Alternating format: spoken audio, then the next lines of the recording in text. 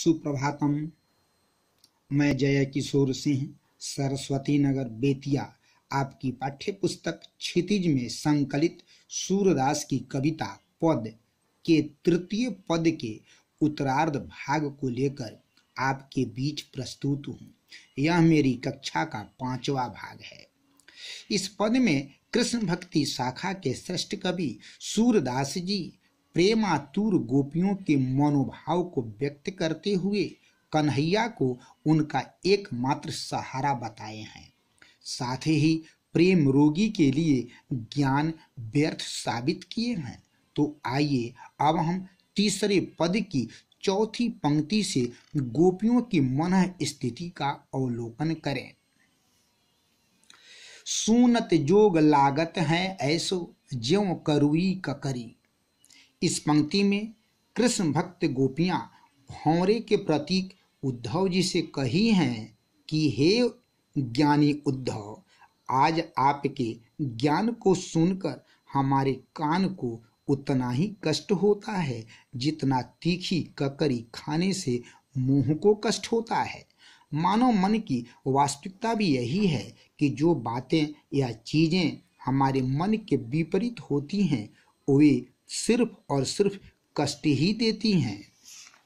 मनुष्य जो कुछ भी पसंद नहीं करता है उसे सुनकर या देखकर प्रसन्न नहीं होता है। गोपियों के कहने का भाव यह है कि हम ज्ञान ग्रहण नहीं करेंगी क्योंकि इससे हमें कष्ट हो रहा है। 5वीं पंक्ति में श्री कृष्ण के याद में मरती हुई गोपियां ज्ञान को रोग की संज्ञा देती हुई कही हैं, सूत व्याधि हमको ले आए, देख सुनी न करी। इस पंक्ति में गोपियां प्रेम के सिवा किसी अन्य भाव से अपनी अनभिज्ञता जाहिर करती हुई कही हैं कि हे उद्धव, आप हमारे लिए ज्ञान रूपी एक ऐसा रोग लाए हैं जिसके बारे में हमने कभी अपनी कानों से सुना नहीं है और न ही किसी ज्ञानी को देखा है। हमने अपने जीवन में ज्ञान से परिचय भी नहीं किया है। अर्थात गोपियां उद्धव के ज्ञान को ग्रहण करना नहीं चाहती हैं।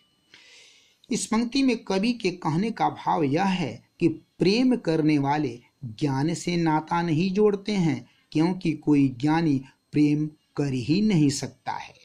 6ठी पंक्ति में गोपियां ज्ञान को तिरस्कृत करती हुई कहती हैं, यह तो सूर तीन ही लय सौंपो जिनके मन चकरी।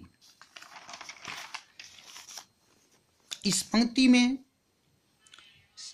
श्री कृष्ण के प्रेम में मगन गोपियां उद्धव के ज्ञान संदेश की पूर्णतः उपेक्षा करती हुई कही हैं कि हे उद्धव, आप अपने इस ज्ञान संदेश को उन स्त्रियों को सौंप दीजिए जिनका मन चकरी के समान चंचल हो। अर्थात जो स्त्रियां स्थिर मन वाली नहीं हो, जो अपने प्रेमी पात्र को बदलती रहती हैं, जो एक साथ अनेक लोगों से प्रेम करती हैं, जिनका मन किसी पर पूर्ण विश्वास नहीं करता है, किंतु हमने तो अपने हृदय में श्री कृष्ण को ही बसाया है।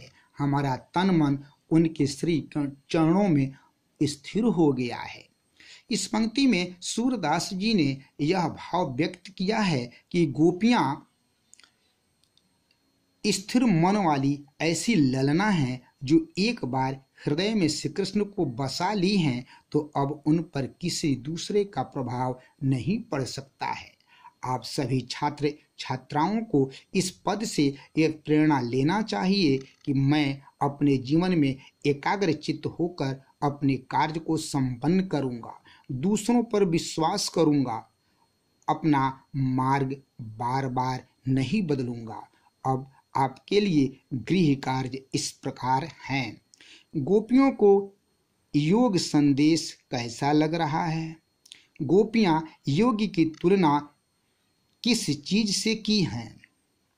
इस पद में किन लोगों पर व्यंग्य किया गया है? जय हिंद, जय हिंदी।